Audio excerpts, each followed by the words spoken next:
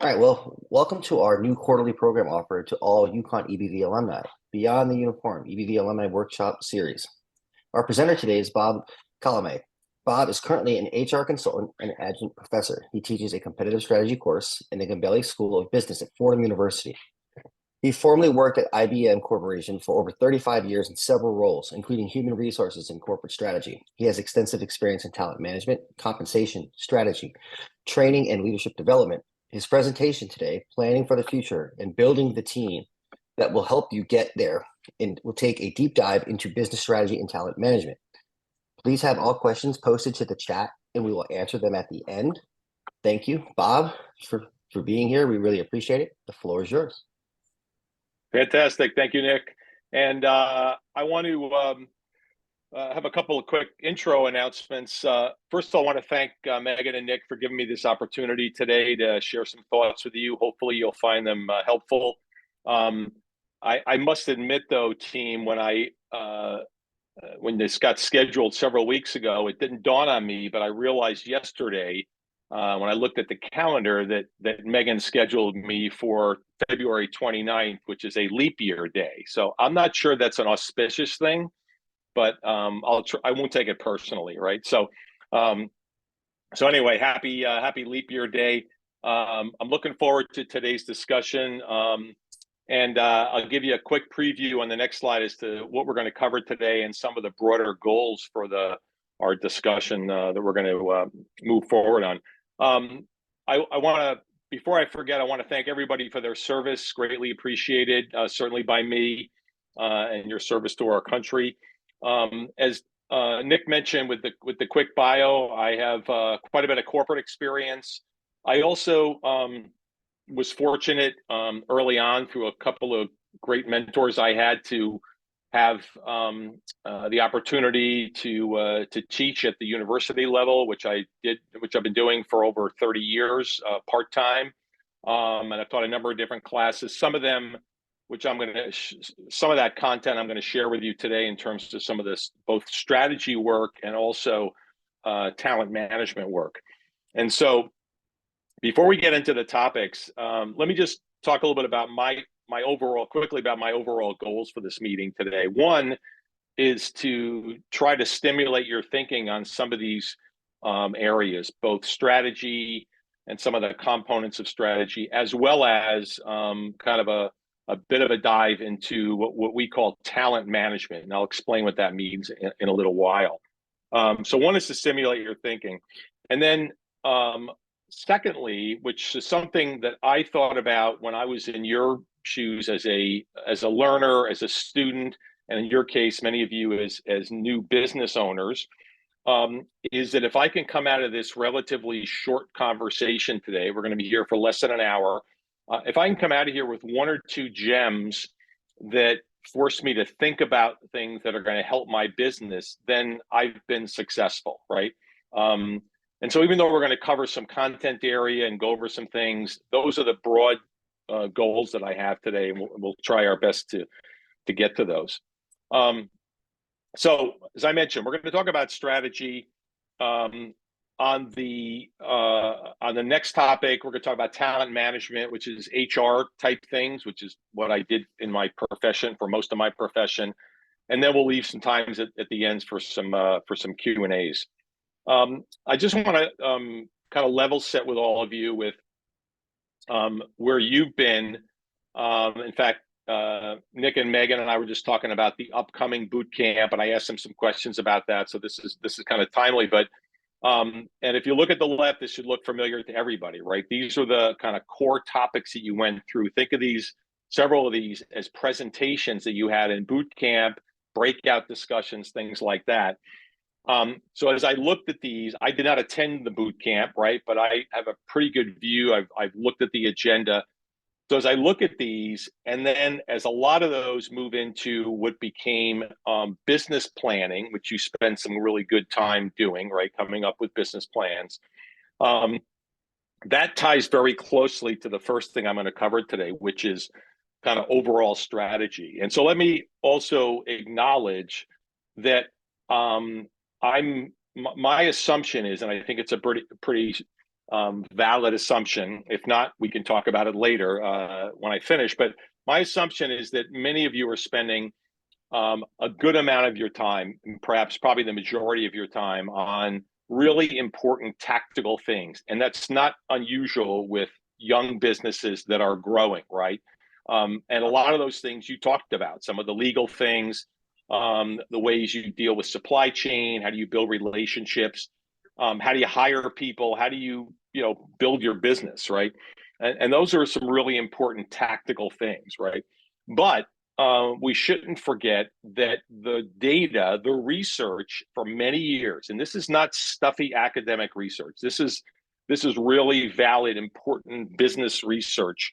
But that research tells us, the data tells us that successful firms also have to focus, even in their very young stages, on some of the key strategic areas that you have to deal with. In other words, planning for the future, right? And we'll talk about what some of those mean to kind of stimulate your thinking on those, right?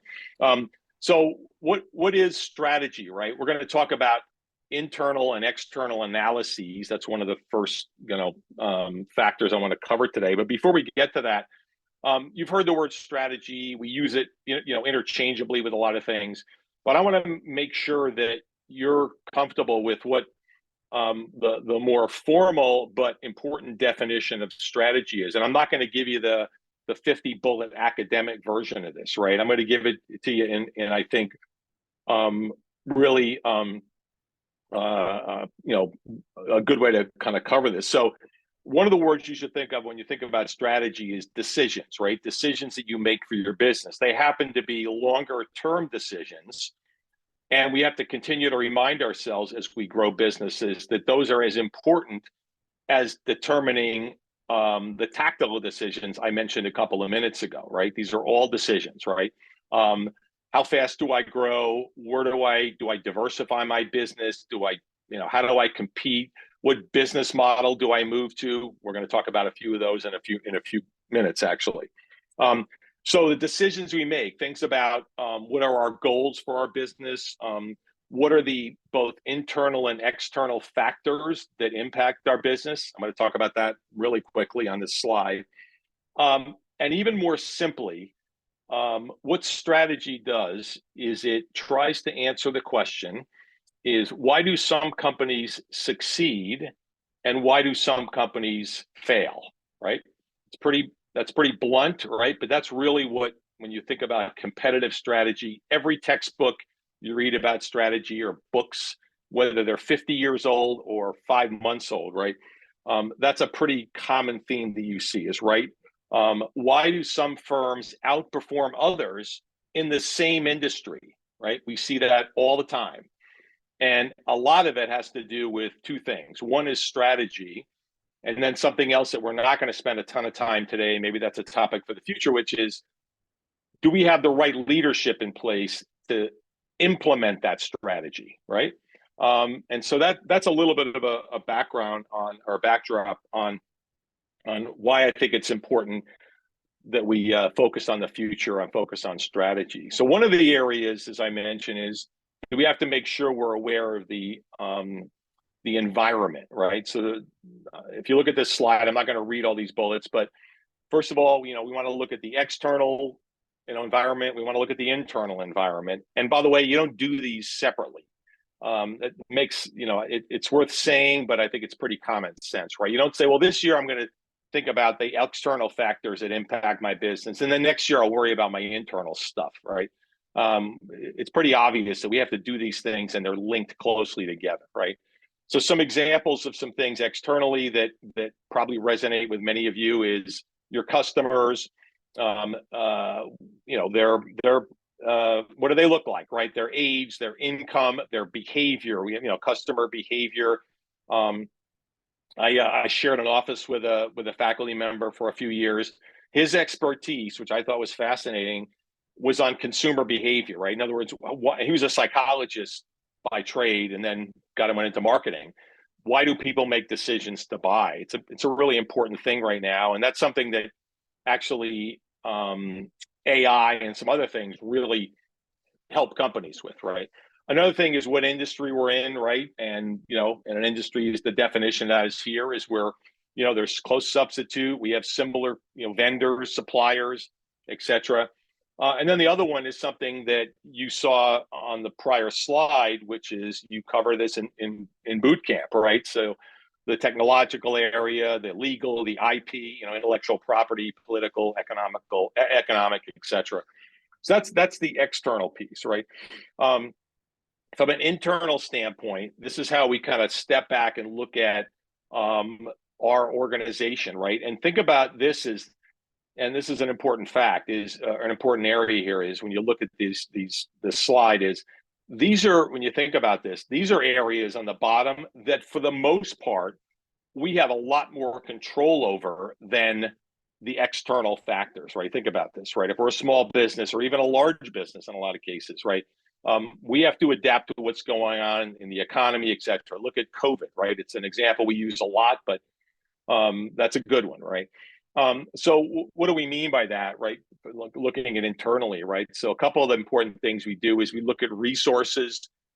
Resources certainly can be people, right? Like human resources, but it can be broader than that. It can be assets that we have as a company. It can be your capabilities. So things like how strong is your leadership in your company, right? When you're building your company, you're going to add layers in a business as it grows. We'll talk about growth in a while. And then what are your core competencies? I happen to think core competencies are really important, and it's particularly important, the data tells us, as companies grow, right?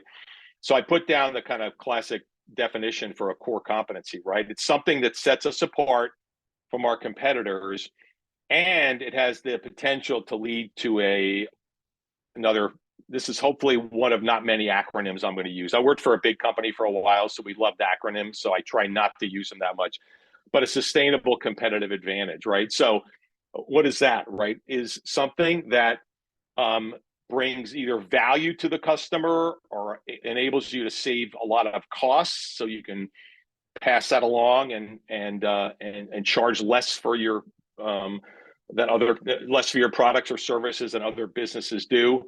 And that's important, right? A lot of businesses have a competitive advantage for a short period of time. The list gets a lot smaller to say they have a sustainable competitive advantage, right? In other words, they're not a flash in the pan. That's a term that the investment community, by the way, uses a lot, because think about this. When they're advising their clients, you or I, to invest in businesses, they don't want to invest in companies that are short-term flash in the pans, even though they might get a lot of sexy headlines and a lot of clicks. If they're not going to be in business in a year or two, or there's less of a chance of that, that's a problem, right? So that's why core competencies are important, right? So I'll give you a couple of quick examples. These are larger businesses, but I think they're really applicable in this context. So IKEA, clearly, many of us are aware of IKEA, right? Their core competencies are things like their great supply chain, their ability to work with their vendors and drive down costs, and as a result, they are able to pass that along to the customers, right? Another one would be Facebook. Facebook, their core competency, they have several now, but initially and for many years, Facebook's core competency was one word. It was algorithms, right? That was their core competency, right? What do we mean? Why was that a core competency? Most of you figure this out already, right? Which is they were able to use their technology. They had a lot of great coders, including Mark Zuckerberg, right? When they started, and they were able to use some really proprietary patented algorithms to differentiate themselves. So when they told advertisers, we want you to advertise on Facebook, which, by the way, is still the top revenue and profit engine for Facebook, right? It is their advertising. So don't forget about that. And that's why people still advertise on platforms like Facebook, right? And Instagram, by the way, which uses now the same algorithms because they are owned by Facebook.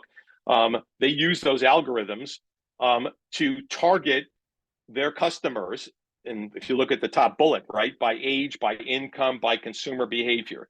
And if you can go to a company and say, we're going to we can almost guarantee that the people your ads are getting pushed to are going to be, ones that were more likely to buy your products. That is a huge competitive advantage, right?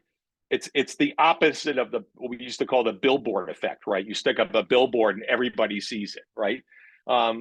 I should be careful because my next door neighbor literally sells billboard space. So hopefully he's not listening to me now. Anyway, so those are just a couple of quick examples, right? And lastly on this slide, right, is we see historical examples of this. As you can probably tell, I'm old enough to remember something that was one of the early .com eras, right, which was in the late 1990s, right? And at that point, and by the way, some people now are comparing the current stock market run up to this. It's kind of scary, but that's not investment advice, by the way. That's not the purpose of this call. So that's a disclaimer that Megan and Nick have to hold me to. But during that era, this is during the boom times of the internet. The internet was exploding, right? E-commerce was just coming out, and and so the companies that made it through that, and then there was a .com, what they call a bubble burst, right? The .com bubble burst, and a lot of companies lost money. A lot went out of business. I mention this because the difference between those that were successful and not successful, I talked about that a little earlier, is that the companies that were successful had nurtured and invested in things like their core competencies. They had sustainable competitive advantage, right? They had a great strategy, and this was a really important one that once we analyzed this, once researchers looked at this after 2000 to 2005, when the market started to recover, it's the companies that succeeded, like eBay, like Amazon, et cetera. There's not a long list of them that got through that. They also had great strategy, and they brought in or nurtured great leaders in those companies, right?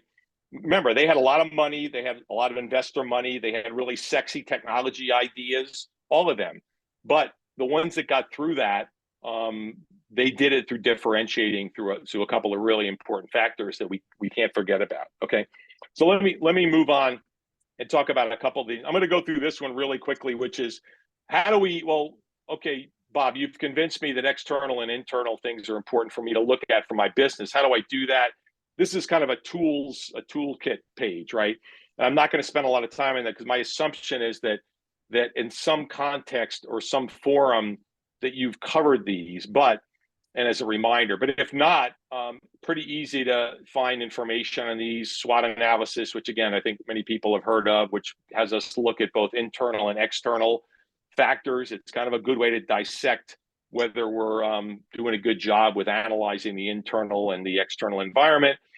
And then the other one, which I happen to like, was, and there's been some versions of this down the road, but a guy named Michael Porter, you may be familiar with. He was kind of the grandfather of competitive strategy. When I took strategy in MBA school a long time ago, it was the first edition of his textbook. Now it's in his whatever edition, right?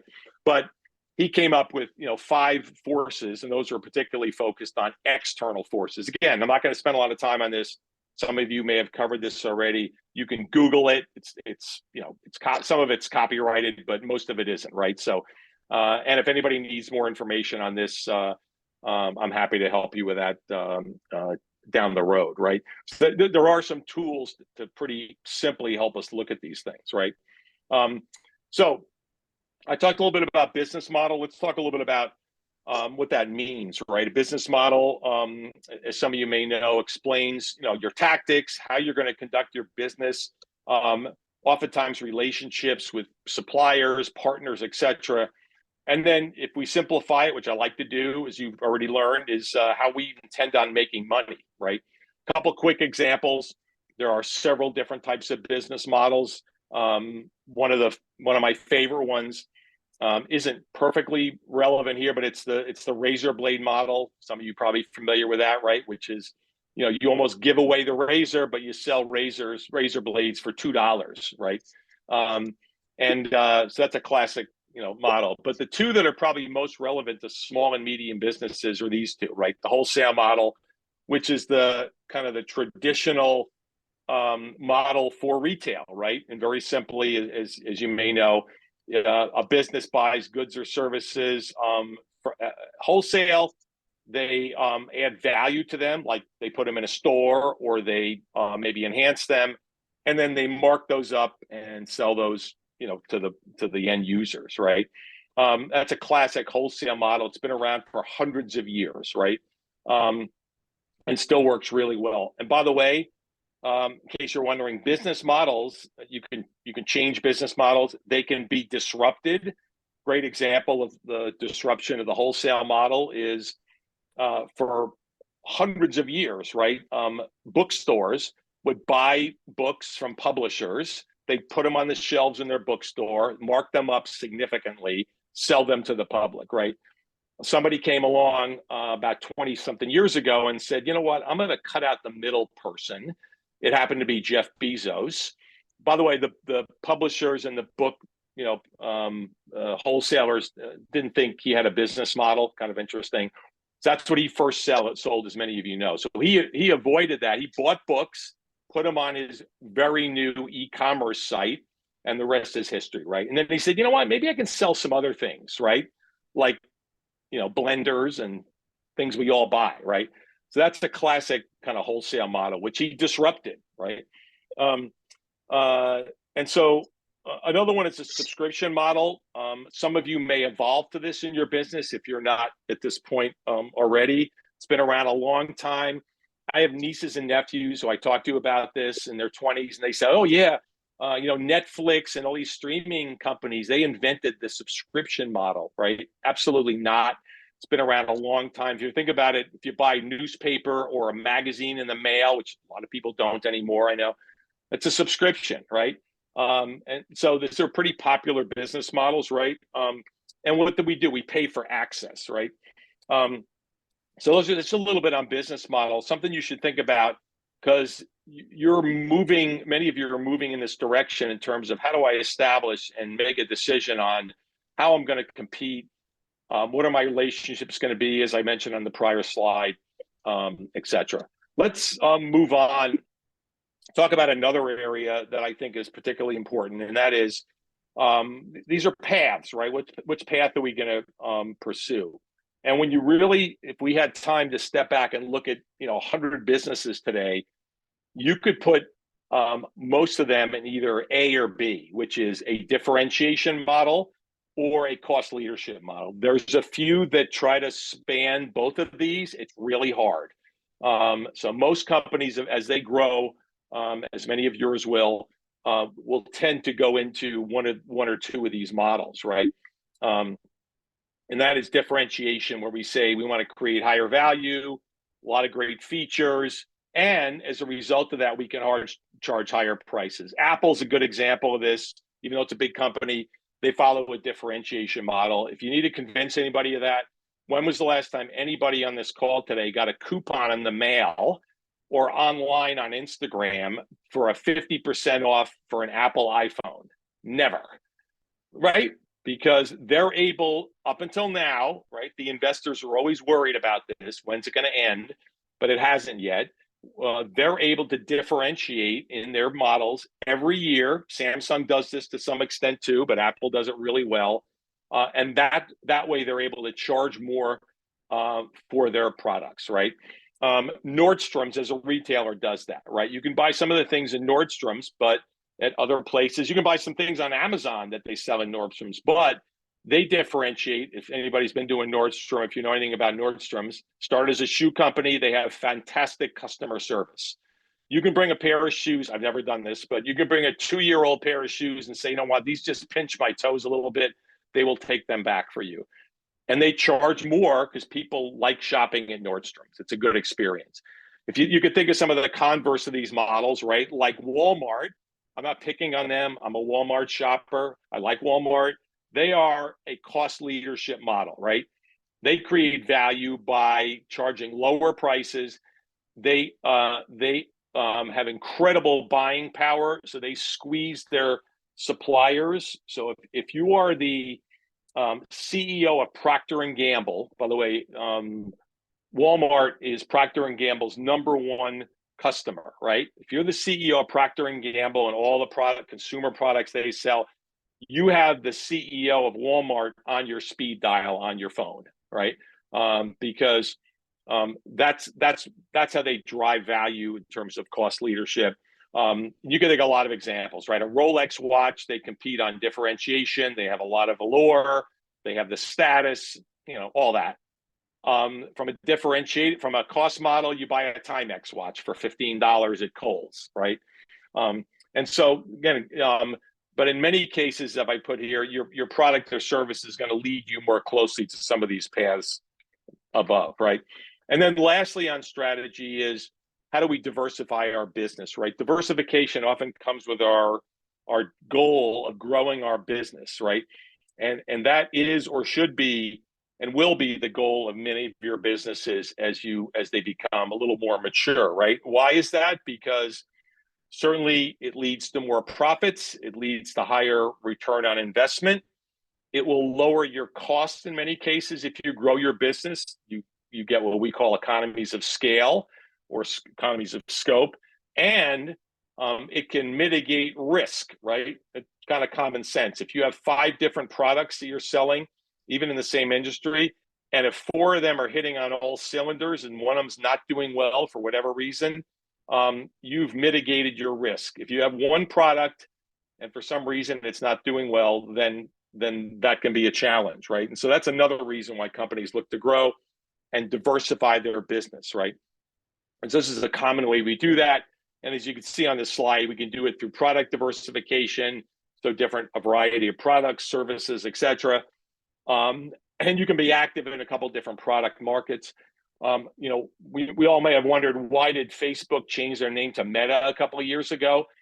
They had their business, and that's what they wanted to showcase to their investors at the time, and point that out with a pretty.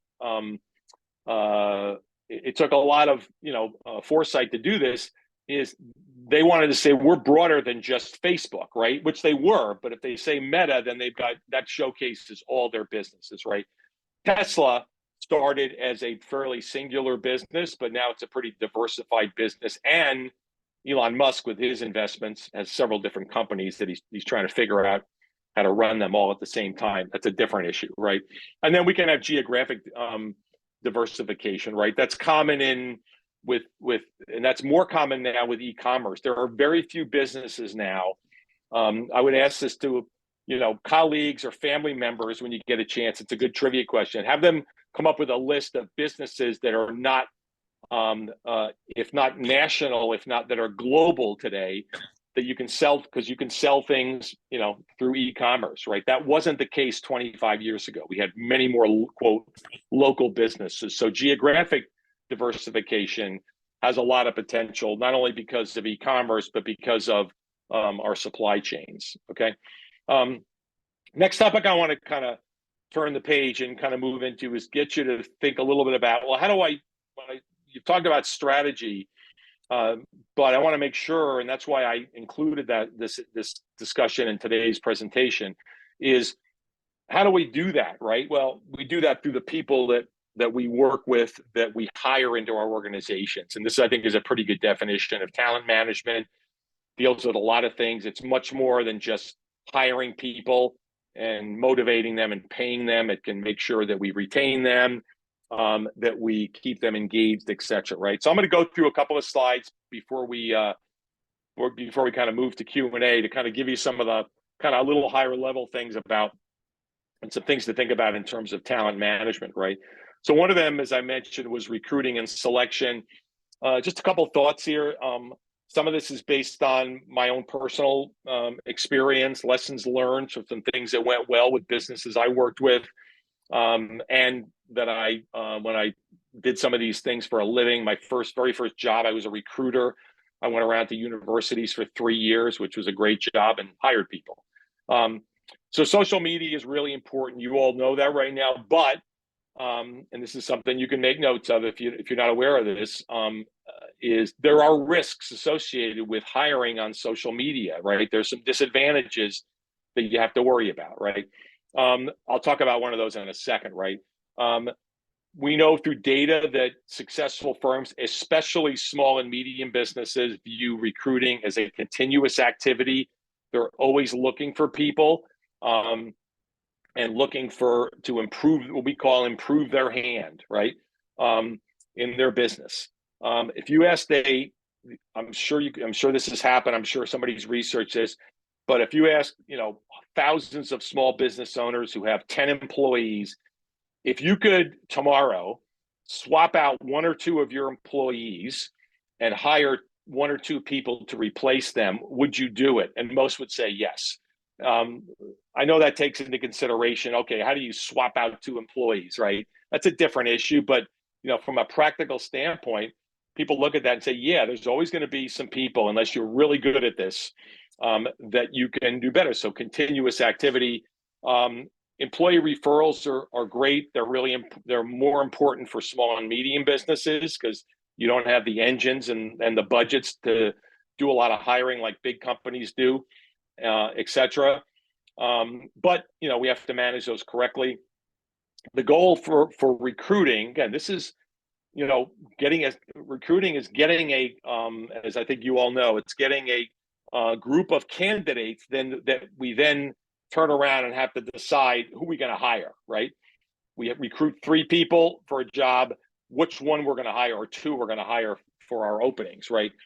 The goal, and this is the most important thing on this slide, is to recruit quality candidates. It's not to just throw a net out there and get as many people as you can.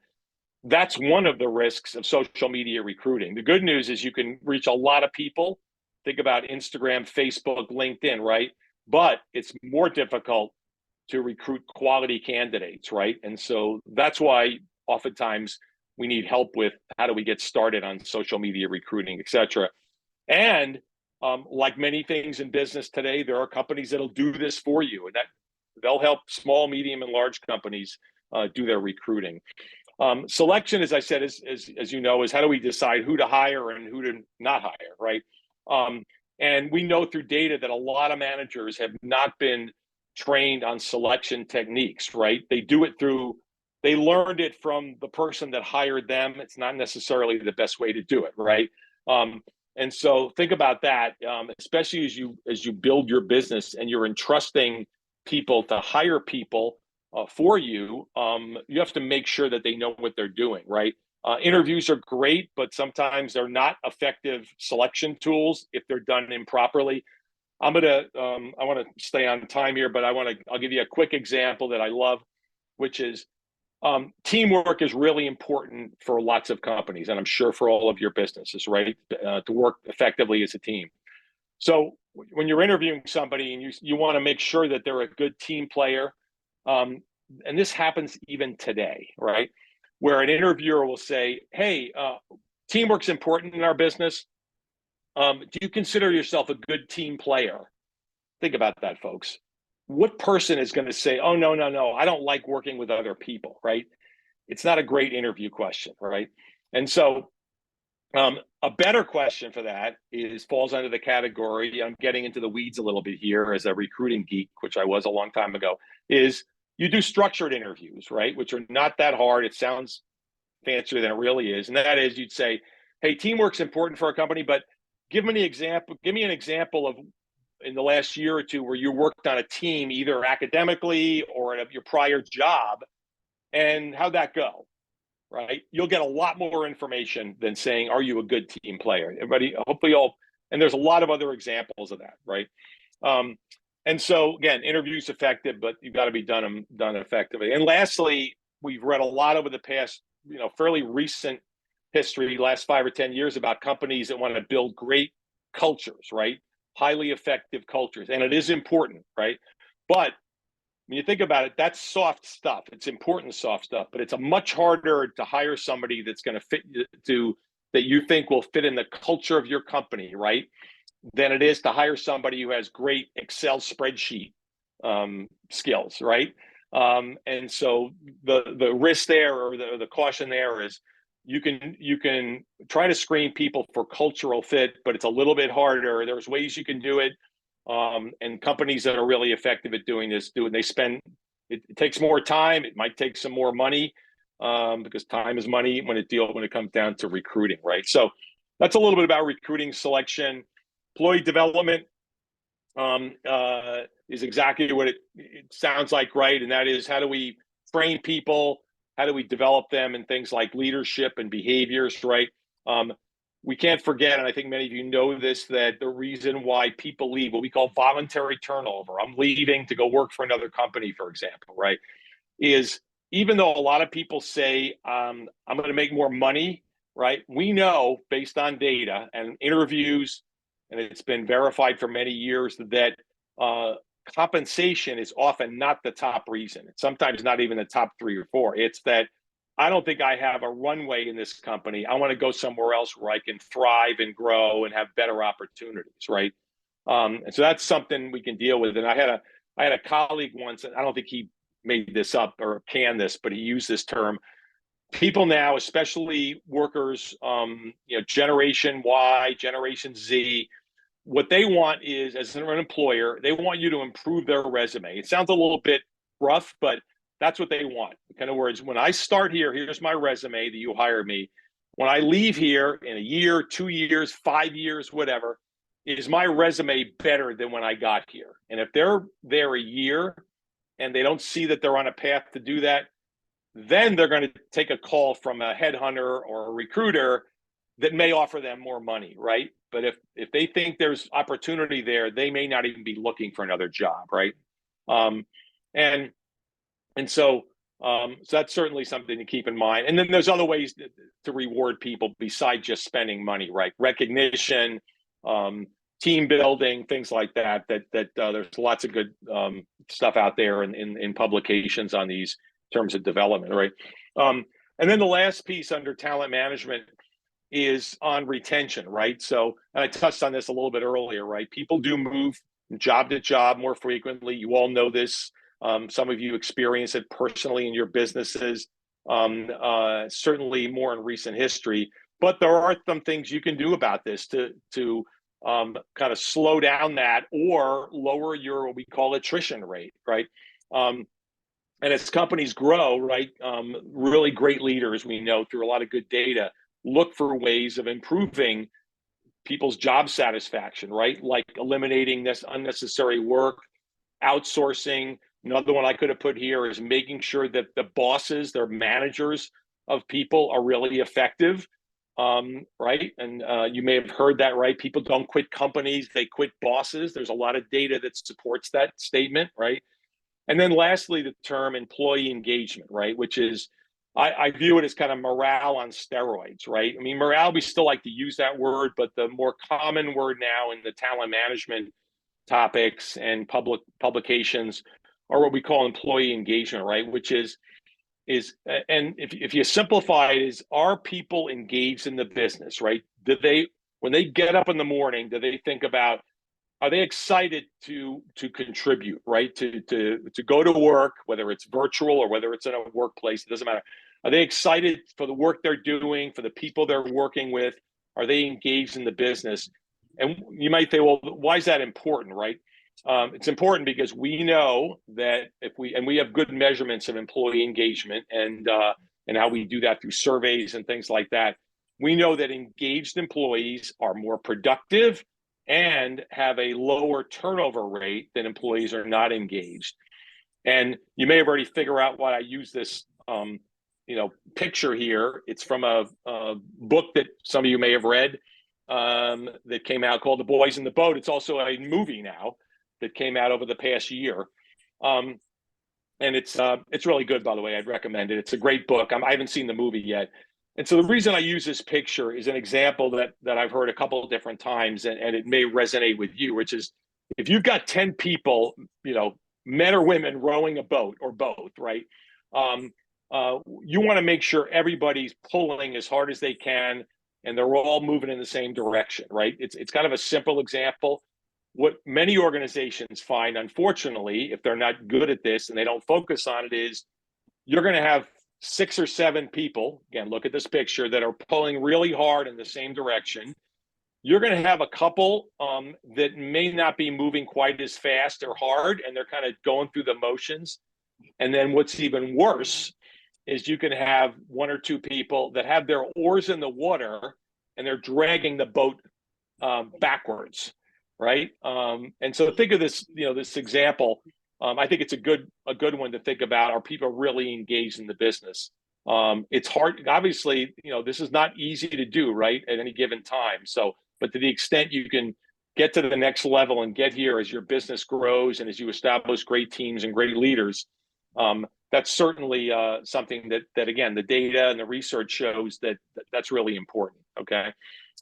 Lastly, a couple of final thoughts here. Some of these related to what I've talked about, and then some a little bit unique, right? So one, again, time isn't unlimited. Focus more on quality than on quantity.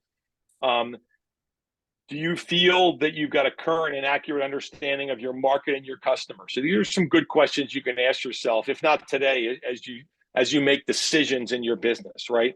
At the end of a really busy week, have you thought about, an issue or challenge that it was important, I'm sure, otherwise you wouldn't have been working on it, but it took up way too much time, right?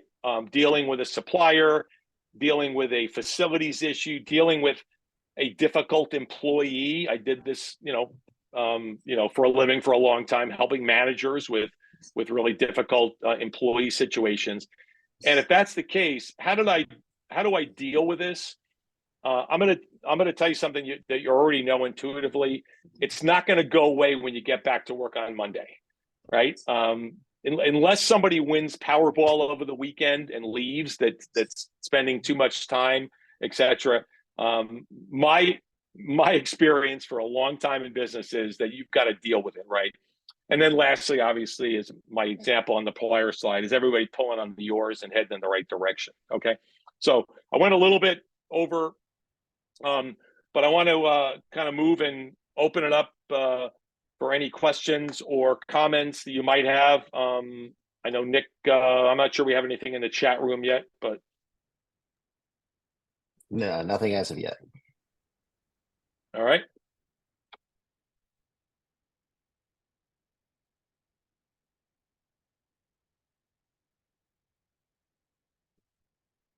Questions from anybody? Megan, Nick, anything I missed or anything you wanted me to expand on a little bit? I don't think it should miss anything. I think it was great content. So it's always great to get, as much input as we could get. And we really appreciate all of the, the wisdom and stuff that you're sharing with these folks. And a lot of times, I don't think that people get the opportunity to have, all this stuff afforded to them. So we really, really appreciate your time for this for sure.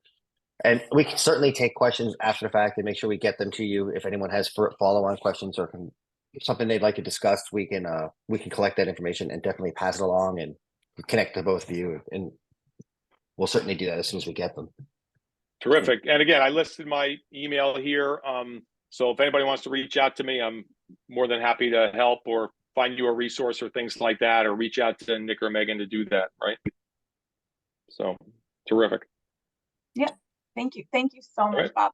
If anyone, Sure. you can just unmute yourself. I mean, just feel free. You don't have to raise your hand. If anybody has something while we have Bob. Megan, it's Pat Nelligan. Hey, how are you tonight? I'm well. Good. Hey, great presentation. Thank you so much for taking the time with us.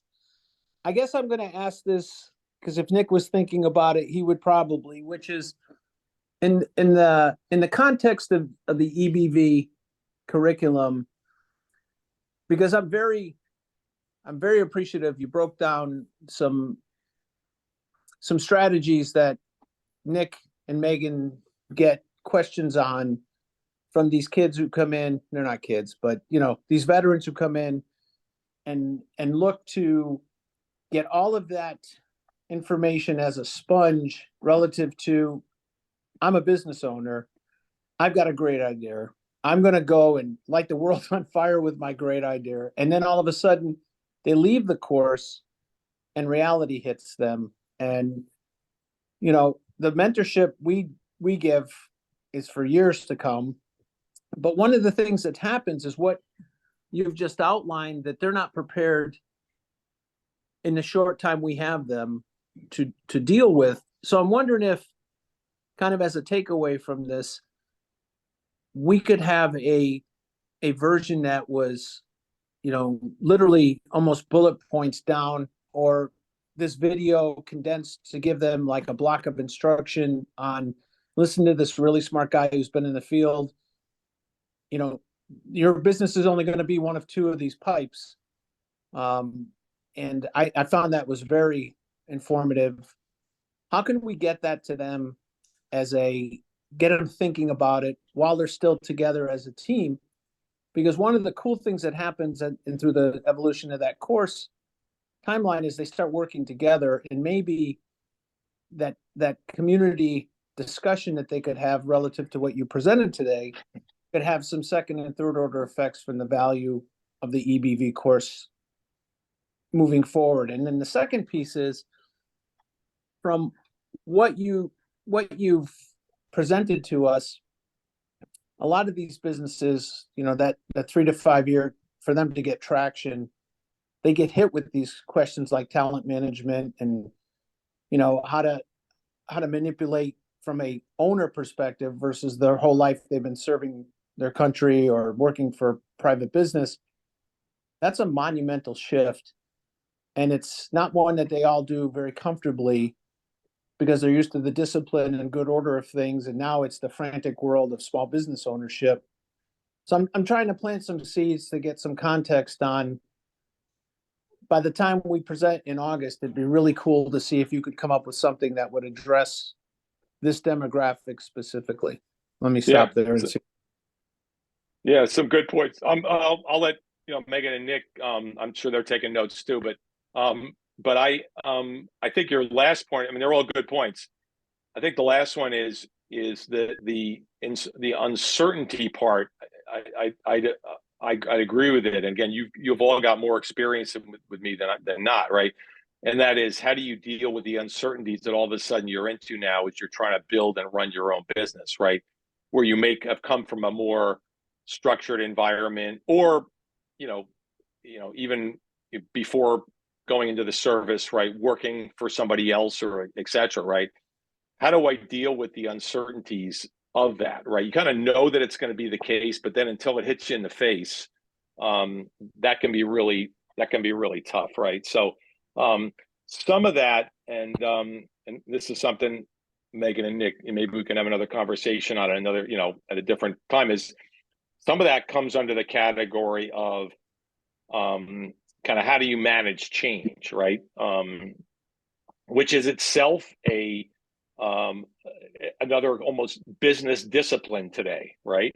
That many of us only learned through experience, right? But more and more now, people are realizing that it is a process that you can learn. In other words, how do you manage change? And there's different types of change, and there's different types of how we innovate businesses and things like this, right? So that's something we might want to talk about, right? I taught in the business school at NYU for a few years, and they added a course when I was there that another faculty member and I taught on change management. It was a 3-credit course for undergraduate students, because we all knew that many of them were going to be running businesses or running divisions of businesses or having their own consulting business someday. And they're going to have to make decisions which cause the business to pivot and react to the market and things like that. And that's something you just don't make up, right? There is a process to deal with that. So it's not all, that's not going to encompass everything you just brought up with the uncertainties and how do you segue from that to running a business. But that might be something that we could, put together some things for. And one more alibi. So this last class, a lot of discussions on franchise opportunities, because they're out there. I mean, I get blasted by, hey, would you like to do your own version of Jiffy Lube or hamburger joint or something? And the corporate training they offer is all on their model of what the franchise looks like. But what you just brought up were huge golden nuggets of, they're not prepared to deal with the nuances of a veteran business owner specific to some of the challenges they're going to have. Because this course specifically is disabled veterans and the challenges they deal with on a daily basis, with that adding to the complexities of this franchise and adding to everything else you outlined in this session. I think that what you had offered has a lot of value, in my opinion. I'll stop there.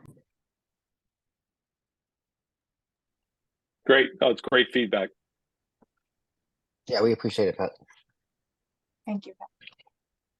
Hi, this is Juliet. Hi, Megan. Hi, Nick. Hi, everyone. Hello. This is just really amazing, and I absolutely agree that a model talking about changing will be great. I know I'm a 2018 graduate, and something that sounds as simple as asking a question about teamwork, how you reframe those questions, those are very challenging, especially for someone battling a traumatic brain injury or dealing with their own, mental health issues. And now, you feel empowered, you feel ready. You're ready to go out there and, even filling out the paperwork for your small business, your LLC. And then it gets to the nitty gritty where, okay, this is another monumental change, like you mentioned. How do I navigate this change? How do I go from here to there? So I think this is great. My physical will leave the Army. Wow. For her to do the form, I have an extra. Well, that's $88 a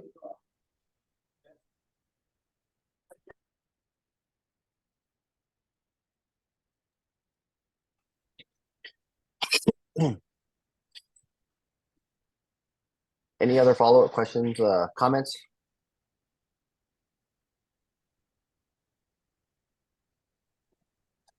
Okay. Well, first off, again, Bob, I want to thank you for your time and helping us out.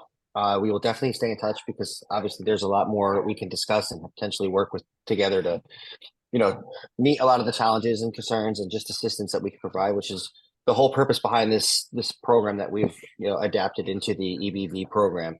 So our next one will be quarterly. So we have our time and date is still to be determined, but that will be coming out shortly. And we look forward to having everybody come back and joining us again. And once again, I'd like to say thanks to Megan for helping me put this together, and also for all of you that signed on and took part in it. I really appreciate it. Terrific. Thanks. And again, thanks everybody for joining the session today. It's going to be March 1st in a few hours. So welcome to March, and hope it's a great month for everybody. Thank you so much, Bob. We really appreciate it. Sure. Happy to do it. Thank you.